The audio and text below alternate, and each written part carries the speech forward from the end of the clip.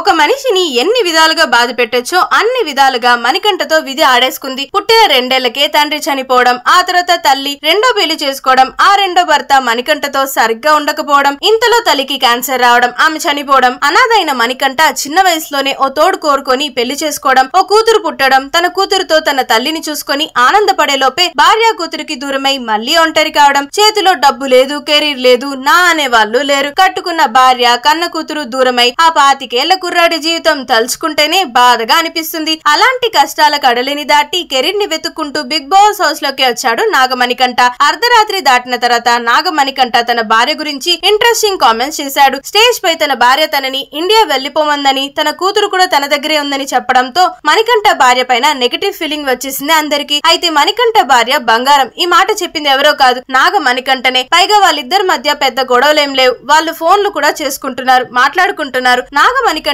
House లోకి పంపింది కూడా అతని భార్య ప్రియనే. అతను హౌస్ లోకి వెళ్లడానికి షాపింగ్ కావలసిన డబ్బులు కూడా మణికంఠ భార్య ప్రియనే పంపిందట. అతను భార్యతో గొడవపడి యుఎస్ నుంచి వచ్చేశాడు తప్ప భార్య కూతురుతో విడిపోయి కాదు. అయితే ఈ విషయాలన్నీ లైవ్ ఎపిసోడ్ లో శేఖర్ భాషతో షేర్ చేసుకుంటూ నాగమణికంఠ అయితే దొరికేశాడు. తను చేసిన మిస్టేక్ లేదు, నేను చేసిన మిస్టేక్ లేదు, తను చాలా మంచిది, నా రాత అలా ఉంది, విధి ఆడిన నాటకం, నా కూతురికి ఏడాది, నా కూతురికి నేను రెస్పెక్ట్ గా ఉండాలి, నా కూతురికి సంపాదించి పెట్టాలి, మొన్నటి వరకు నేను భర్తనే కానీ ఇప్పుడు తండ్రిని. ఏది ఏమైనా సరే నేను ఇక్కడ నుంచి కదలను, కొట్లాడైనా సరే ఏడ్చైనా సరే నేను ఇక్కడే ఉంటాను, కప్పు కొట్టాలని అనుకోవడం లేదు, నేను అత్యాశకి పోవడం లేదు, కానీ డబ్బుల కోసం మాత్రం వచ్చాను, నేను ఇక్కడ బాగా సంపాదించి నా భార్య పిల్లల్ని బాగా చూసుకోవాలన్నట్లుగా నాగమణికంఠ అయితే కామెంట్ చేశాడు. సో ప్రస్తుతం ఈయన చేసిన ఈ కామెంట్స్ కాస్త సోషల్ మీడియాలో దుమ్ముదుమారం రేపుతున్నాయి. స్టేజ్ మీద ఒకలా లోపల ఒకలాగా ఎందుకు డబుల్ గేమ్ ఆడుతున్నావు నాగమణికంఠ అంటూ కామెంట్స్ చేస్తున్నారు.